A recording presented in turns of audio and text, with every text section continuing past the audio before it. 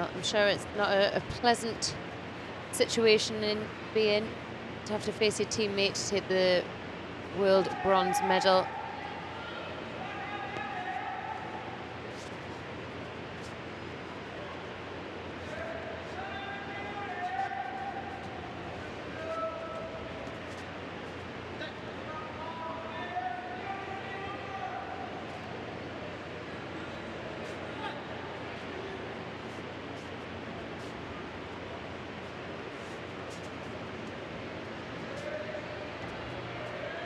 One of the things I was talking to Sebastian about when we had him in the hot seat, I asked him, as he was obviously talking about some of his friends and some of the people he's been training with, I said, how do you prefer to fight them, or do you prefer to fight someone you've had no experience against whatsoever, complete surprise?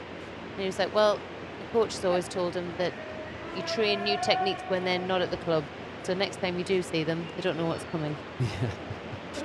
So I wonder if wonder if these two have got a surprise or two up their sleeve. It's hard, isn't it? Yeah.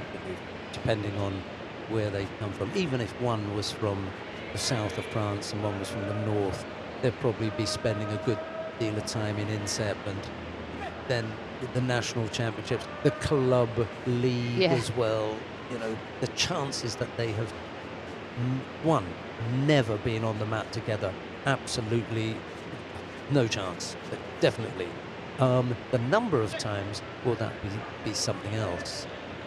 Because even if they only met one another at the national training camp and hadn't gone up against one another because the clubs they were at were in different divisions, or they simply weren't picked, or, you know, that kind of thing. Once they get to the national training centre and there is a weekend, at some stage you're going to go against someone in your own weight category because you would want to. Yeah. Well, for me, that was the first time SACKO sort of threatened there. WANDJI was always just ahead with the attacks. Chamirov not tempted to give a score for that little push down, which came off the ground.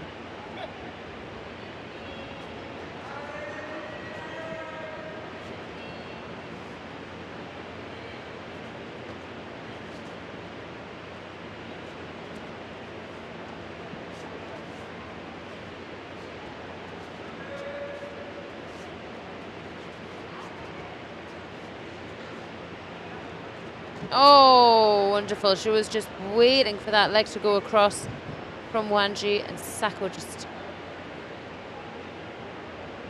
I don't know if Sheldon's listening to me now.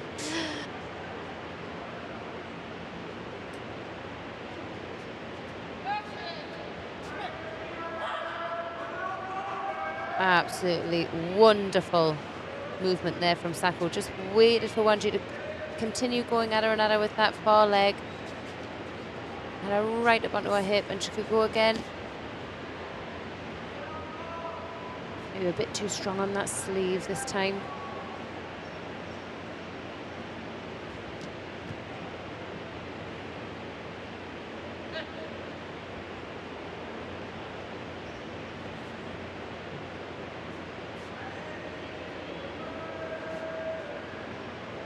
No, I could hear you fine. I was listening, yeah. It's really deceptive because if you leave the microphone, it looks as though you're no longer connected. But it's the headphones. I can still hear you. That, yeah, I can hear you. And I've been... I was in danger of seeing SACKO sacked her. Oh, no. I know. I think you've been spending too much time with Neil. No, I got side tracked by Sergei Drebo, who's sitting a couple of seats away. He's come up in the stands to sit. And I know we've got some ice cold water in our cooler here, and I thought, he looks as though he could do with a cold drink, and You're a good egg, Sheldon. He was delighted to have it. I bet. Well, this was Ari on the board for SACKO. Yeah, time running out here. Backpedaling. Just the one Shido against her. Not too WANDJI to try and make something happen here. One more big attack. Go on. That Not clock gonna happen. counts down. I mean, it's easy for me to sit here and say you had 16 seconds to come up with an attack and you weren't able to manage one. However, after a long day, the back end of a tough contest, at 3 minutes and whatever was left, 3 minutes 45 had already gone. You haven't got anything left. You're lucky to be able to stand up. So her energy levels were just spent, I'm afraid, and SACKO could just backpedal and take it.